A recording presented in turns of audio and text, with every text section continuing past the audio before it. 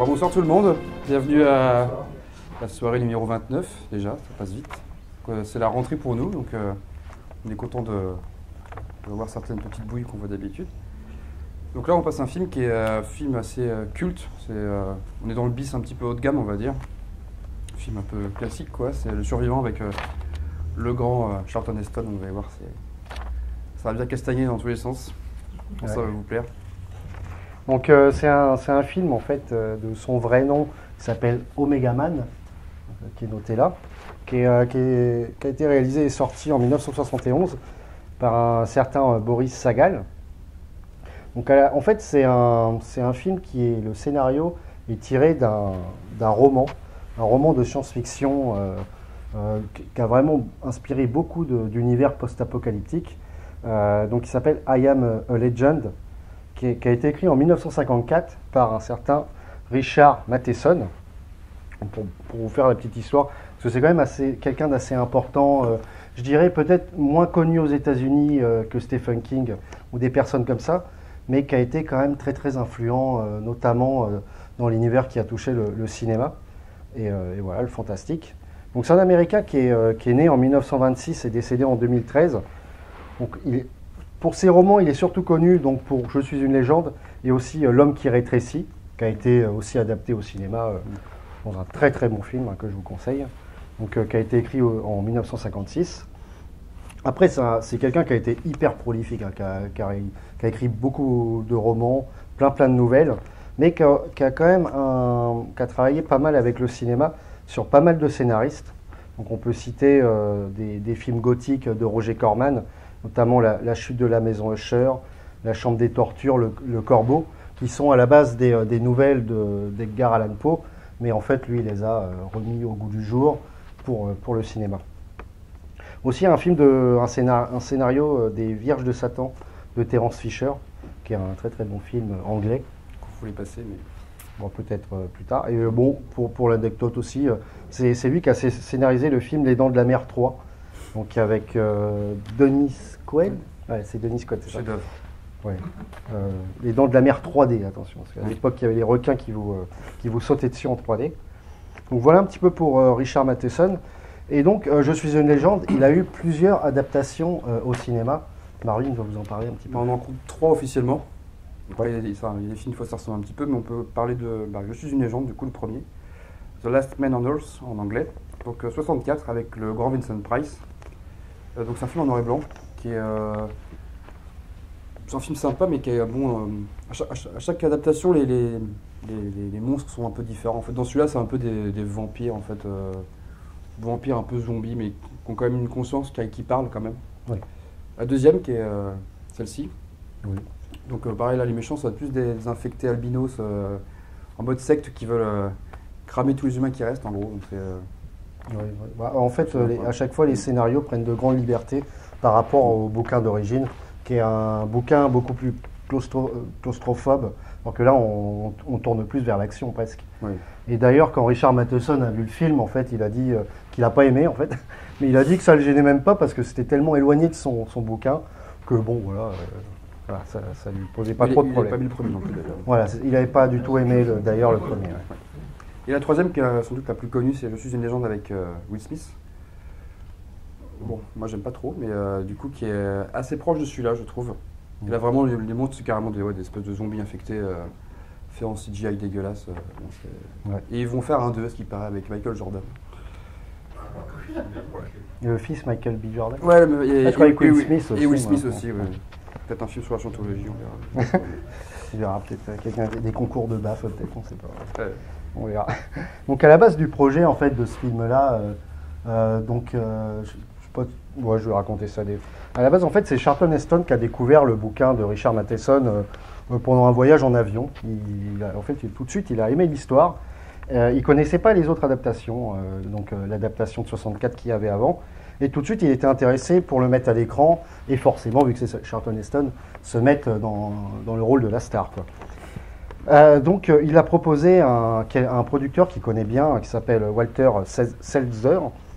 C'est un producteur qui est quand même assez connu et qui a vraiment produit beaucoup de films en partenariat avec Charlton Heston, Je pense qu'ils étaient très amis dans la vraie vie parce qu'ils ont vraiment collaboré à de nombreuses fois.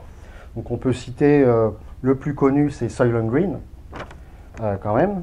Mais aussi, il a fait avec Charlton Heston Le Seigneur de la Guerre, un film de chevalier.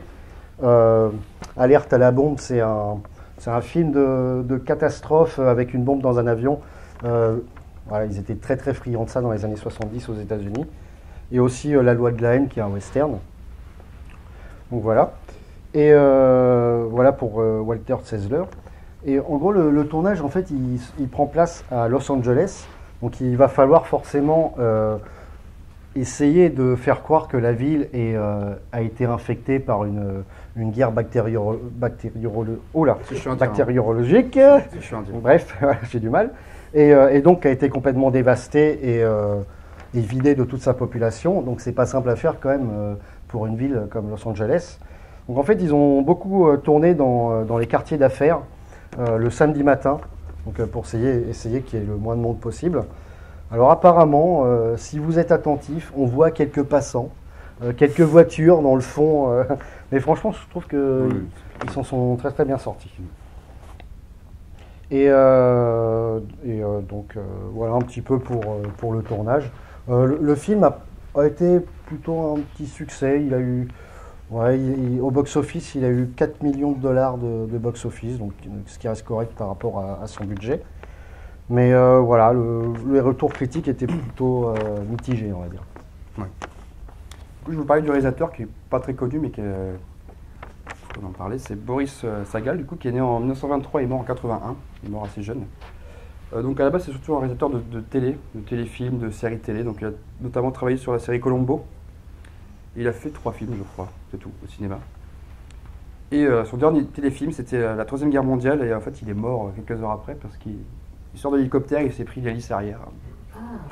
Et il est mort à l'hôpital quelques heures après, donc voilà, c'est une carrière assez courte, malheureusement. Mort très conne d'ailleurs. Fauché au vol, quoi. Donc on parle aussi de l'acteur principal, Charlton Heston, on va pas parler très longtemps parce que je pense que tout le monde le connaît plus ou moins. Donc il est né en 1923, il est mort en 2008.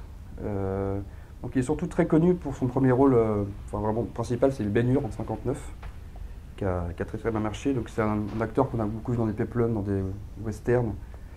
Il a une carrière un petit peu descendante dans les années 80-90, où il acceptait un petit peu tous les rôles, quoi. Donc c'est un habitué des grosses productions hollywoodiennes, en fait, avec vraiment des films à costumes avec des gros budgets, comme Les 10 Commandements, Le Cid, des choses comme ça. Mais c'est vraiment, dans les années 70, en fait, les États-Unis sont vraiment friands de films d'anticipation, en fait, tout ce qui est post-apo, les films de catastrophes, ce genre de choses. Et en fait, il a joué quand même dans 3 films cultes de ce type. Donc on peut citer La Planète des Singes, en 68, qui est quand même un film culte et très très bon film. Le Survivant ensuite, et Soleil et Vert en 73, qui est vraiment aussi un petit chef-d'œuvre de Richard Fleischer que, pour ceux qui n'ont pas vu, je vous le conseille vivement. Ah oui, celui-là, c'est un indispensable. Pour parler de Charlton Heston, c'est quelqu'un d'assez ambigu qu'on peut comparer à Clint Eastwood aujourd'hui. Quelqu'un qui était assez, démocrate en sa jeunesse, qui était syndicaliste, qui protégeait les Afro-Américains, etc. Et à partir de 72, à droite, toutes. Ouais. Et il est devenu pro-vie, c'est-à-dire anti-contraception, anti-euthanasie, pro-armes. Pro-armes aussi, enfin, le mec a complètement pété un câble vite fait, quoi.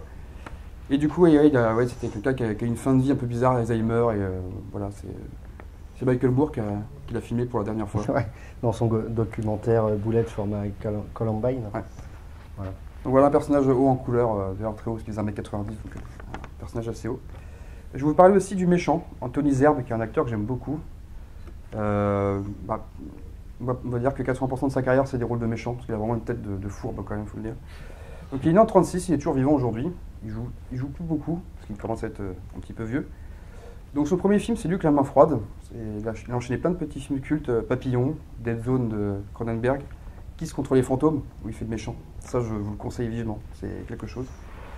Permis de tuer, c'est un James Bond avec Timothy Dalton, où il a une mort géniale. En fait, il le met dans une machine de pression, en fait, il explose. Moi, je l'ai vu à 8 ans, ça m'a vraiment traumatisé à l'époque.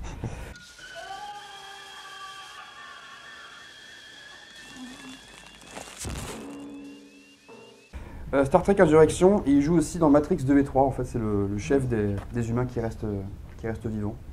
Donc voilà, c'est un acteur que j'aime bien, qui est vraiment de deuxième, troisième rôle, quoi. Mais, Et donc pour le rôle féminin, parce qu'il y a quand même un rôle féminin qui est assez important dans le film, donc qui est joué par une actrice afro-américaine, donc c'est quand même assez important de le signaler parce que c'était pas très courant à l'époque dans des productions de cette ampleur. Donc elle est jouée par Rosalind Cash. Donc c'est une américaine qui est née en 1938 et décédée en 1995.